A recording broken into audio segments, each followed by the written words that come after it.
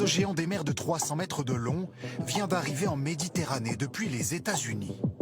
Avec une cargaison cruciale pour la France, qui vit sous perfusion grâce à ses bateaux.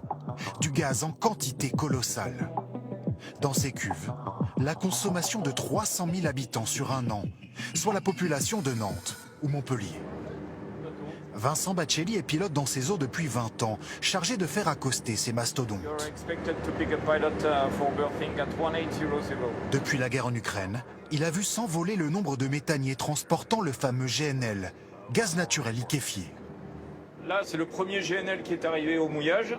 Ensuite, c'est le second qui est arrivé. Et ici, le troisième, là, le BW Tulip. C'est quand même un terminal qui tourne non-stop depuis qu'il y a eu ce problème d'approvisionnement en gaz pour l'Europe. Dans ce terminal de Fos-sur-Mer, un bateau accoste tous les 2 jours, avec dans ses entrailles du gaz sous forme liquide pour qu'il prenne moins de place. Refroidi à une température de moins 160 degrés, et cela se voit en un coup d'œil.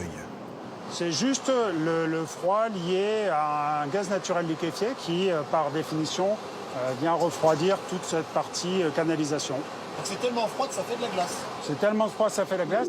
Ce GNL provient parfois du décrié gaz de schiste américain et coûte environ 20% plus cher en raison de la transformation.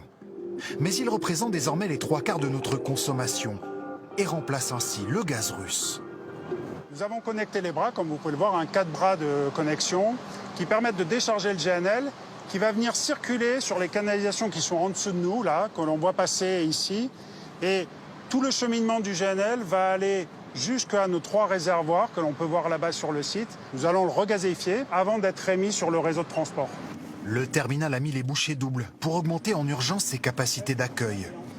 Grâce à ce gaz venu par bateau, la France devrait ainsi pouvoir passer l'hiver au chaud.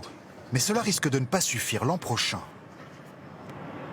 Ben voilà, on est arrivé en haut d'un réservoir, un des 3.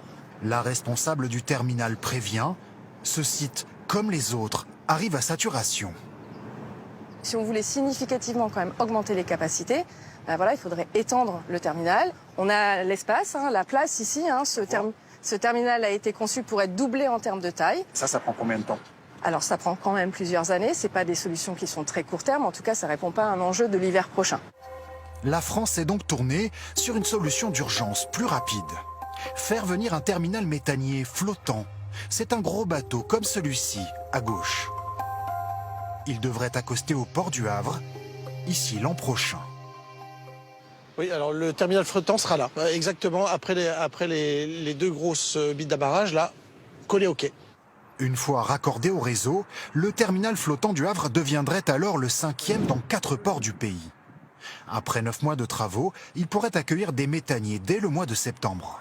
Il est capable de traiter 5 milliards de mètres cubes annuels, ce qui représente à peu près 10% de la consommation française de gaz. C'est l'une des alternatives aujourd'hui au gaz russe avec la sobriété énergétique. À plus long terme, les terminaux méthaniers comptent sur l'hydrogène ou encore le biométhane pour assurer l'approvisionnement énergétique de la France.